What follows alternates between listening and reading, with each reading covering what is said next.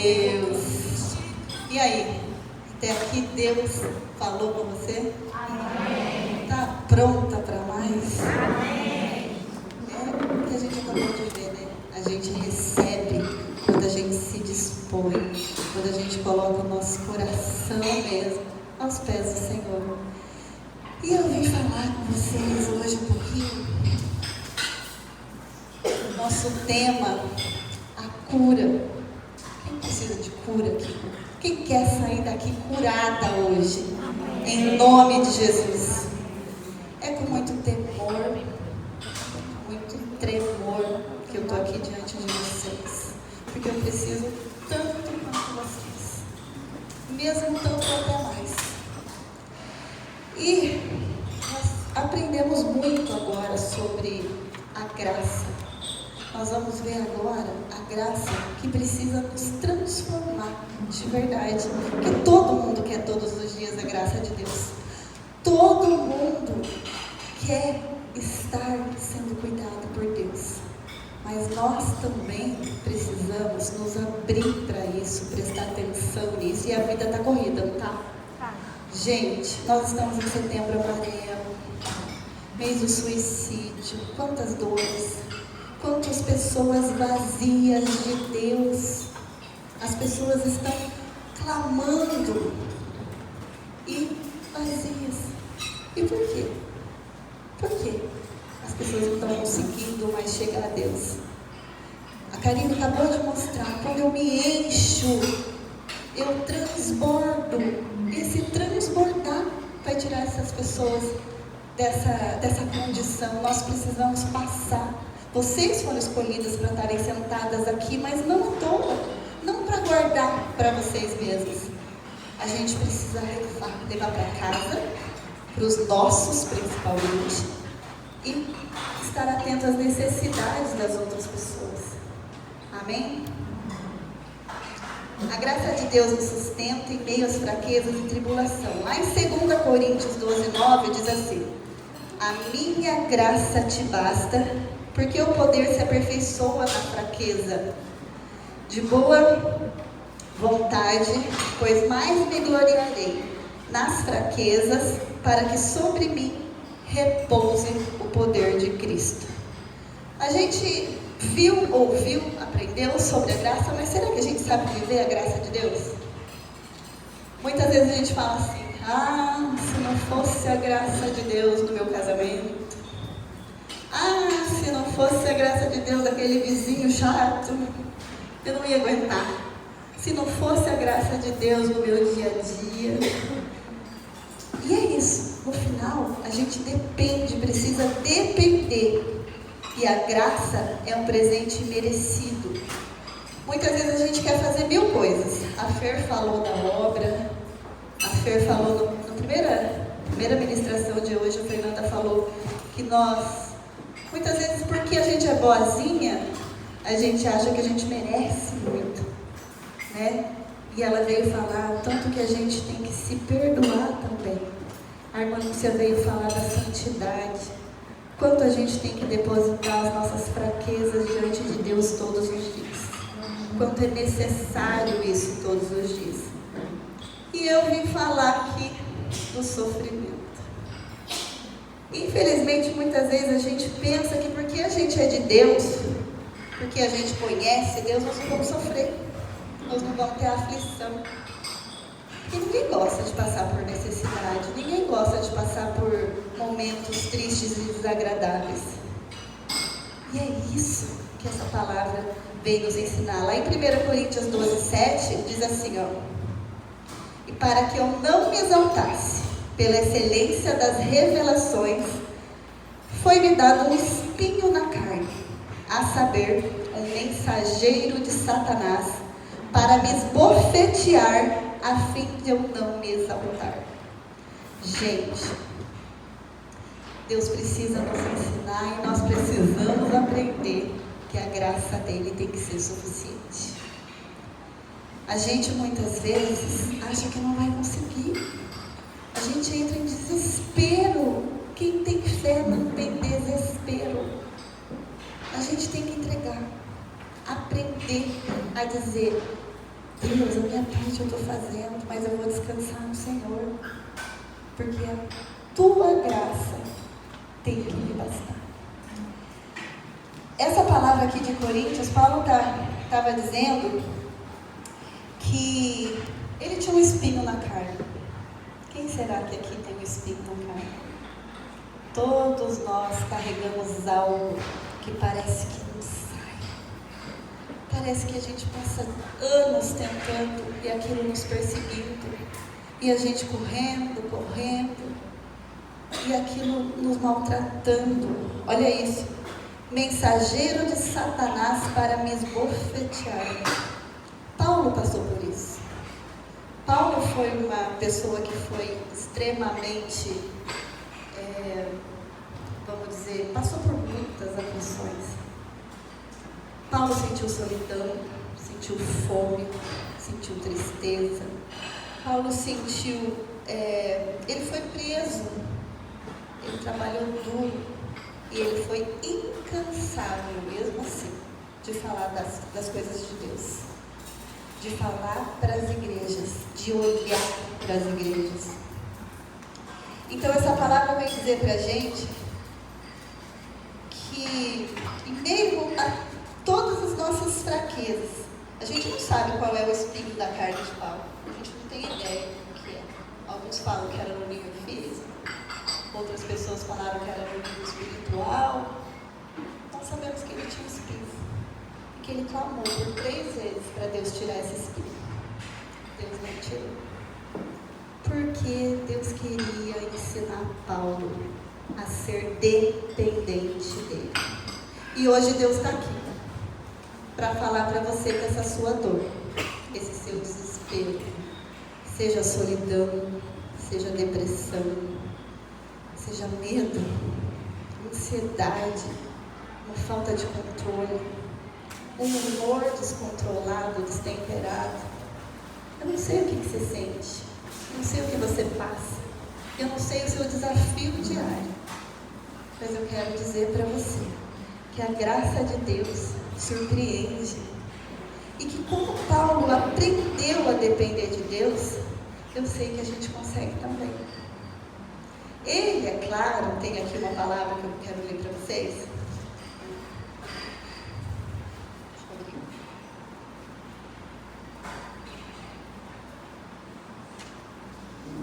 Diz assim,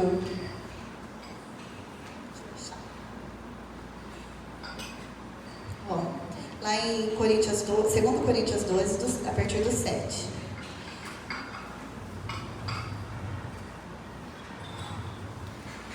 Não é essa, eu já li, peraí, deixa eu achar aqui que eu me perdi.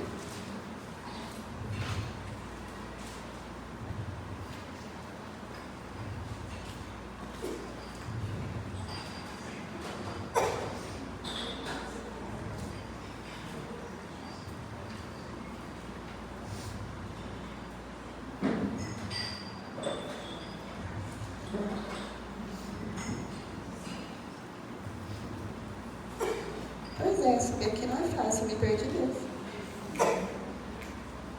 Achei. Ele disse assim, ó, lá em Coríntios 12, a partir do 2, tá? Conheço um homem em Cristo que há 14 anos foi arrebatado até o 3º céu. Se do corpo, não sei, fora do corpo, não sei, Deus o sabe. Eu sei que o tal homem, Paulo falando dele mesmo, de uma coisa que ele passou há 14 anos atrás. Se no corpo não sei, ou fora do corpo não sei, Deus o sabe. Foi arrebatado ao paraíso e ouviu palavras inefáveis, as quais não é lícito ao homem referir. De tal coisa me gloriaria. Não, porém, de mim mesmo, salvo nas minhas fraquezas. Pois se eu vier a gloriar-me, não serei nécio. Isso realmente aconteceu. Porque direi a verdade, mas abstenho, porque ninguém se preocupe comigo mais do que em mim vê ou de mim ouve. Essa palavra Paulo está dizendo sobre ele mesmo que ele foi ao 3º céu. Paulo encontrou com Deus. Paulo ouviu. Imagina Paulo nesse nível e teve todas aquelas aflições.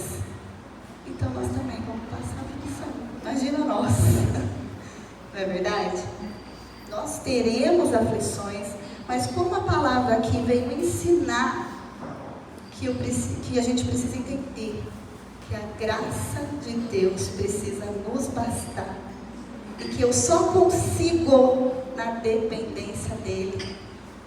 Esse é o objetivo do espinho da carne. É por isso que acontecem coisas, mesmo com nós crentes, mesmo com nós que oramos, mesmo com nós que temos dificuldade. E aí fala que é na fraqueza que somos fortes. Por quê? Porque tem um propósito por trás dessa aflição. Tem um propósito a gente passar por luto. Tem um propósito a gente passar por algumas situações indesejadas. Um filho que a gente ora por tanto tempo para estar com a gente, servindo a Deus. Um marido arredio. Tem tanta coisa que pode acontecer no nosso dia a dia, mas Deus não quer que a gente esmoreça. Ele quer que a gente clame por Ele. Ele quer dependência. Ele quer mostrar que Ele está aqui. E a gente tem que ter essa consciência. Muitas vezes a gente fica assim, só sinto a presença de Deus quando eu estou orando com fulana. Ou eu só sinto que Deus... Não, você tem que ter consciência que Deus é com você. É com você. É você fechando a sua porta, dobrando o seu joelho no teu quarto. Ele conhece, mas Ele quer ouvir você falar. Ele precisa ouvir você falar. Por quê? Porque nós precisamos nos quebrantar. Aqui falou assim, para que eu não me exaltasse, Ele me deu esse espinho na carne. A autossuficiência tem quebrado a gente. A gente acha que consegue. A gente acha que é bom. A gente acha que eu já faço. A gente precisa se quebrantar. Lá em Deuteronômio fala assim, que o povo do Egito saiu do Egito e eles eram alimentados todos os dias pelo maná que caía do céu. Nós não temos isso hoje, né? A gente abre a geladeira, a comida está lá.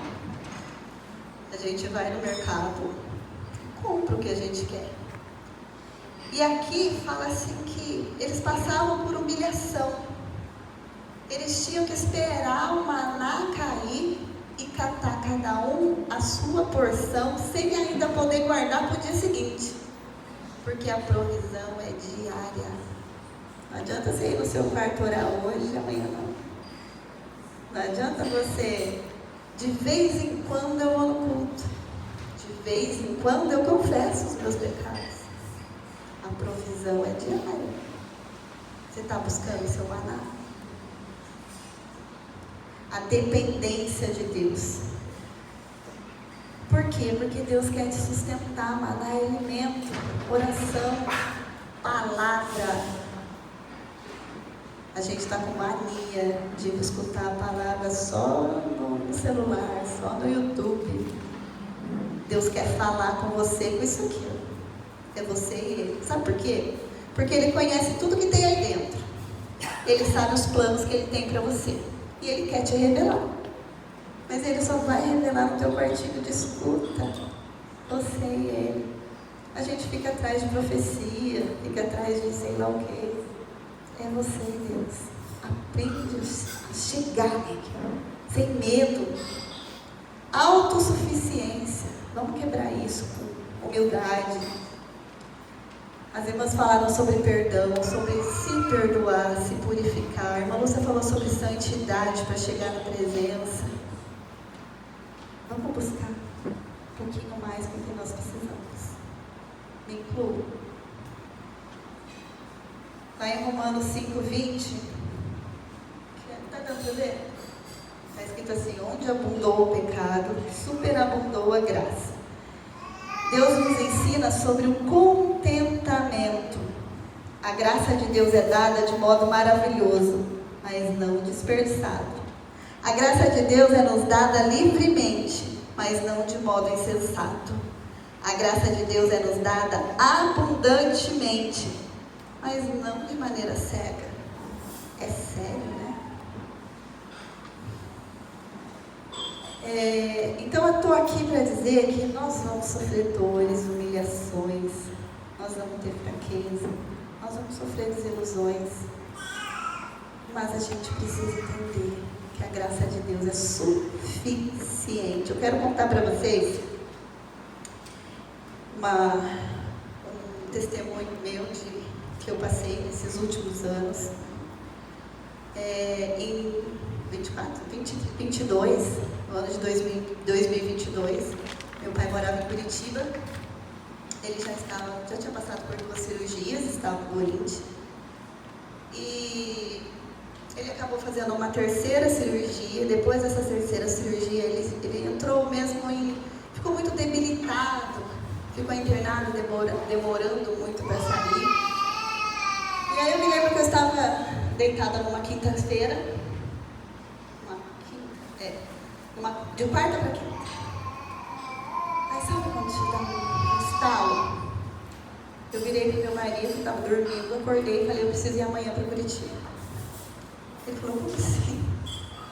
Eu não sei, eu quero ir amanhã para Curitiba, eu preciso ir amanhã para Curitiba. Meu pai está internado e eu quero ver meu pai. Ele falou, meu Deus, como eu vou largar tudo e vou amanhã? Não sei, eu preciso ir. E ele deu um jeito dele. Na quinta tarde a gente já saiu para Curitiba. Na sexta de manhã tinha visita no hospital e eu fui visitar o meu pai. Cheguei lá, ele estava lúcido, estava conversando, ele estava com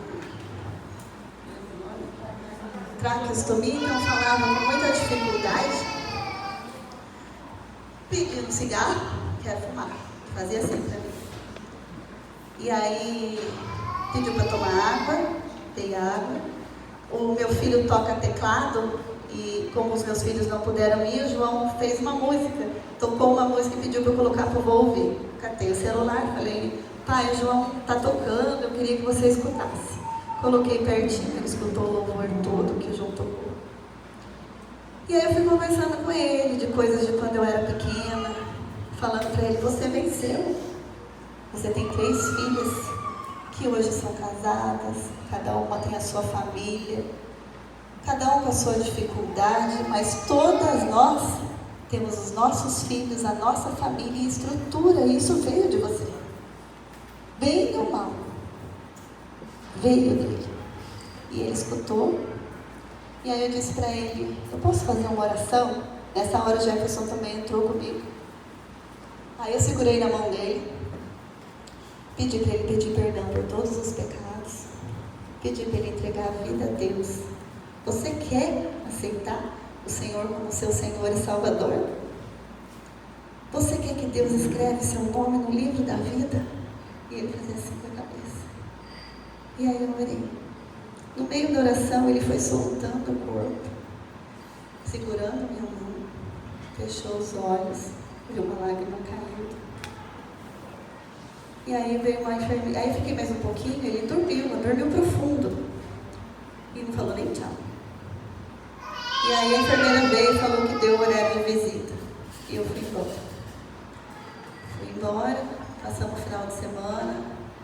Aí os médicos ligaram que ele tinha ido para a UTI, não podia mais ver ele.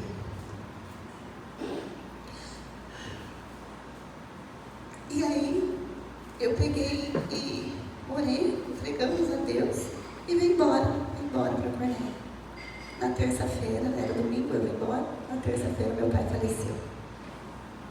A partir do momento que ele entregou a vida para Deus, eu tenho certeza que naquele momento Deus já estava levando ele. E ele partiu. E aí ele foi enterrado aqui em Cornélia, nós trouxemos ele. E as pessoas estranharam a minha plenitude durante o velório. Porque eu sei onde meu pai está. Eu creio onde meu pai está. E sabe quando você entrega? E eu fiquei, nós louvamos, o pastor levou louvor e foi lindo. No ano seguinte, 2023, ano passado, peraí, vou beber um pouquinho de água.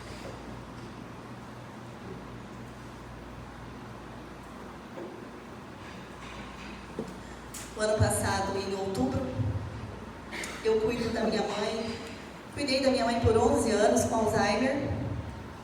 A minha tia, irmã dela, com 84 anos, dialista, faz hemodiálise 3 vezes na semana.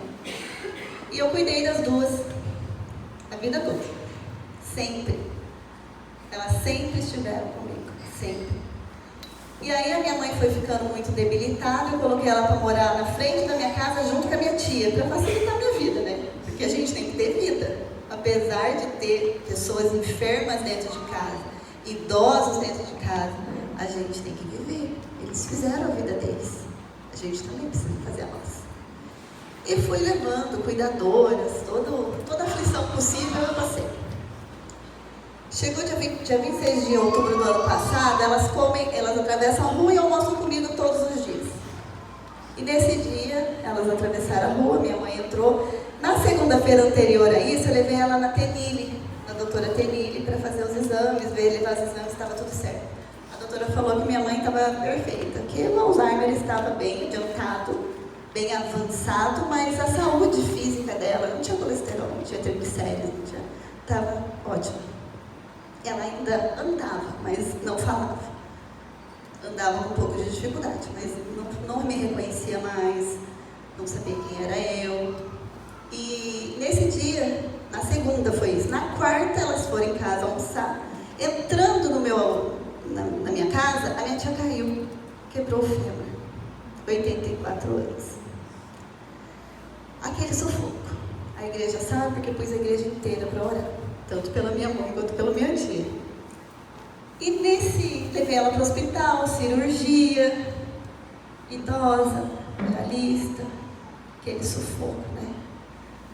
E ela fez a primeira cirurgia, foi para UTI, parece que ia dar certo, sabe quando você tem a sensação de estar se recuperando? Foram trocar o catéter, furaram a veia aorta. Uma fatalidade. Aconteceu que ela voltou para a UTI e teve que fazer mais uma cirurgia. E aí, nesse processo, a minha mãe sentiu falta. Minha mãe caiu. Minha mãe simplesmente parou de comer, parou tudo, foi para a cama. E eu já, olhando a tia, o estado que ela ficou terrível, eu já fui no cemitério, olhar o que eu ia fazer ali. Eu já fui ver plano, mútuo, eu já fui ver tudo, porque minha tia, você olhava o aspecto dela, os médicos falando. E aí eu falei, a gente tem que encarar, né? Resultado, a minha mãe faleceu. A minha tia ficou. A minha mãe, que eu levei na segunda-feira, que não aparentemente ia ficar normal. O que aconteceu? Nesse período que a minha tia veio cair, foi internada, as minhas irmãs de Curitiba vieram. Não assustem, tá? As minhas irmãs vieram e elas falaram pra mim, elas eram minha tia e mãe, lógico.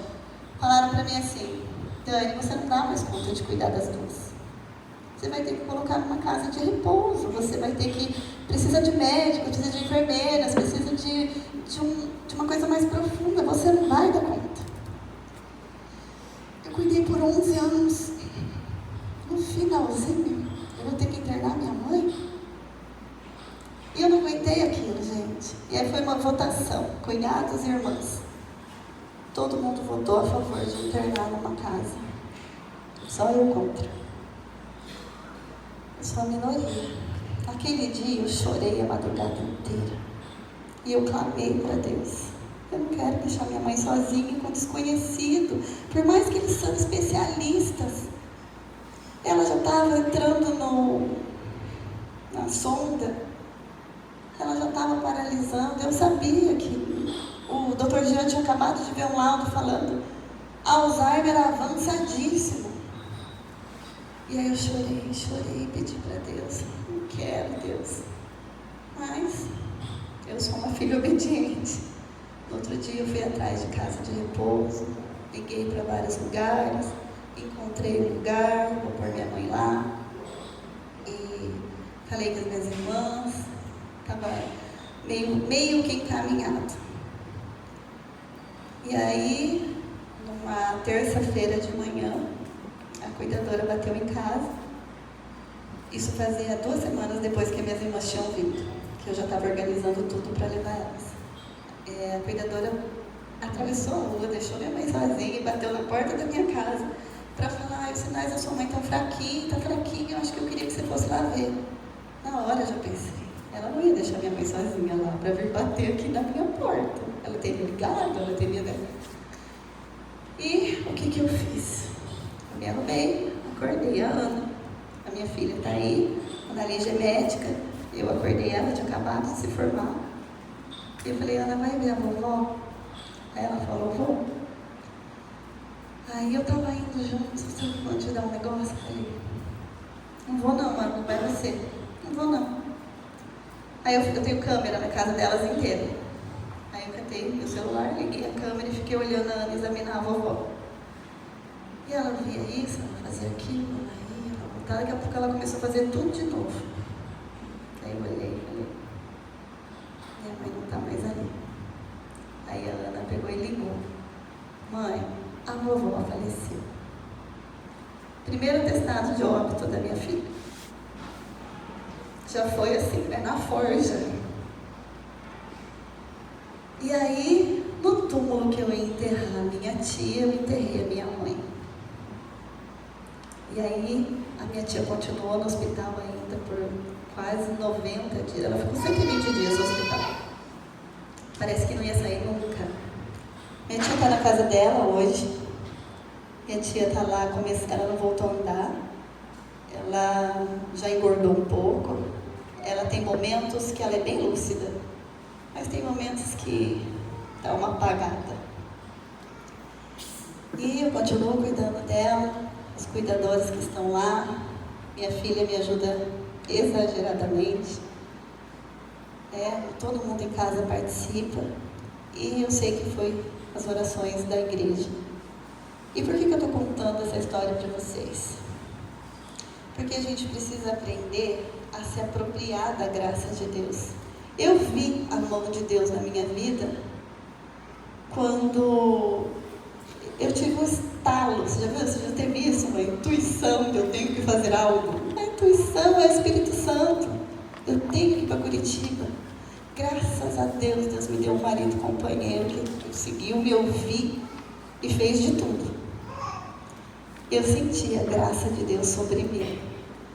Quando Deus não permitiu que minha mãe fosse para uma casa de repouso, né?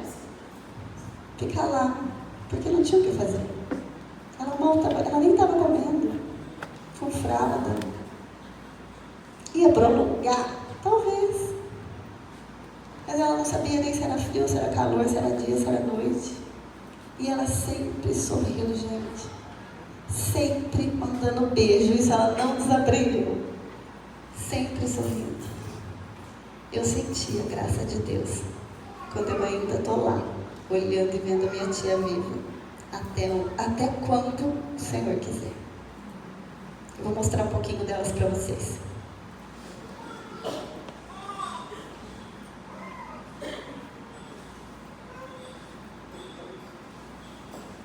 Eu quero agradecer e sempre reconhecer a beleza do cuidado que tu tens por mim. Sinto tua alegria me fazendo companhia. Nos fracassos ou sucesso eu não estou só.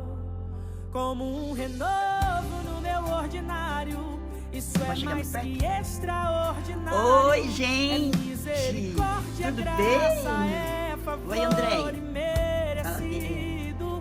Teu amor Parabéns. alcança minha vida, como o sol me aquece. Muita todo saúde. dia. Os desafios Tudo de bom. vêm, Beijo. lutas a gente tem, mas em tudo vejo tua mão. Hoje eu...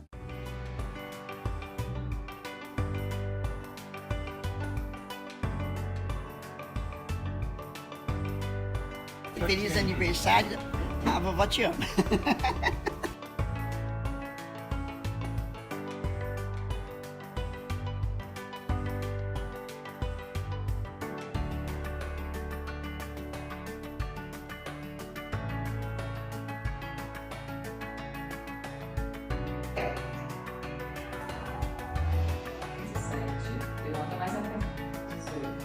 Ó, TT aqui, ó. Fala oi, TT.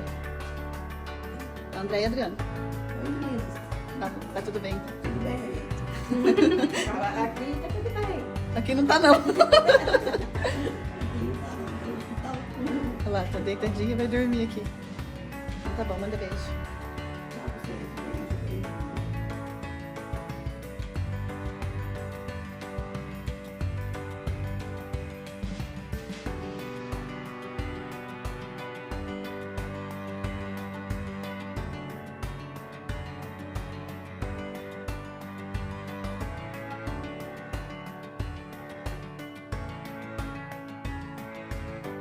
Dinheiro vem e vai. A gente sabe disso. A coisa mais importante na vida vão ser sempre as pessoas que estão aqui. Aqui.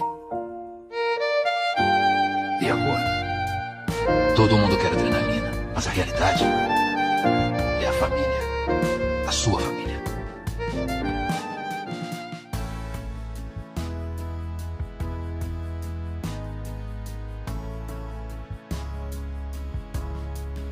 Nossa realidade é a nossa casa, quem a gente cuida, o que a gente faz diariamente, para quem a gente se dedica.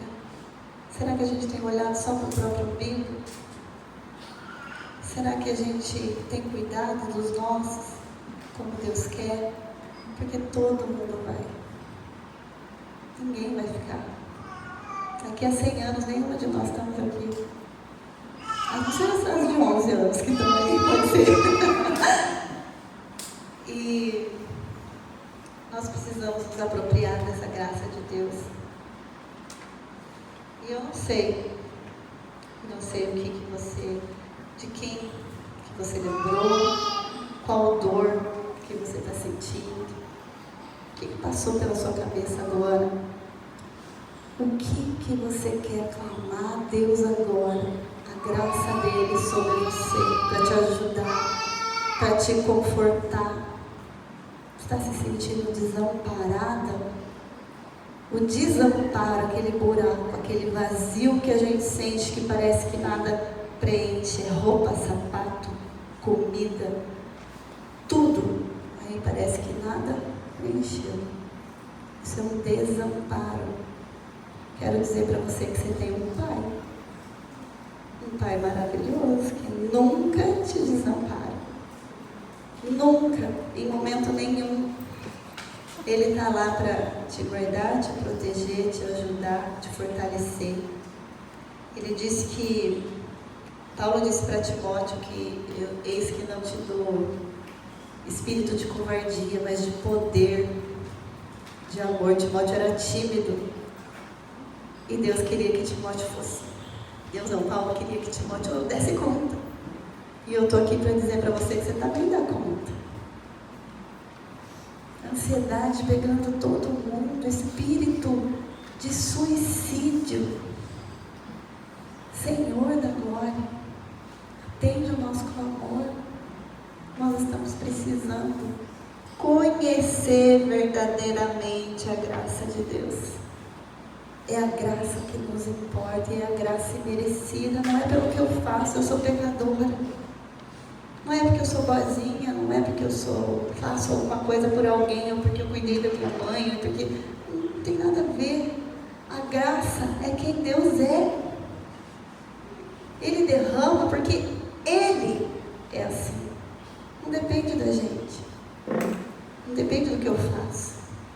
Depende de quem eu sou. Depende se eu abro essa porta. Depende se eu desejo. Depende se eu quebro as resistências. Nós precisamos quebrar as nossas resistências. O que te dói? O que está no teu profundo agora? Que você quer se libertar? Qual enfermidade você está vivendo? Que você não aguenta mais o teu espinho na carne? O que você clama todo dia? Eu não aguento mais, Deus. Eu vou pedir para as intercessoras todas estarem aqui na frente. E eu vou dizer para vocês, tem uma porta aqui, aberta. Vai entrar quem quiser. Que vocês venham aqui clamar. tem aqui uma água transbordante. E ela está aqui para ser derramada em cima de você, na sua vida, na sua família, para te fortalecer, para tudo que você passa. Você vai dizer: a graça do Senhor me basta. Eu tenho contentamento, o contentamento do Senhor. Por quê? Porque não é de mim, é dele. Então eu vou convidar você a se levantar, a vir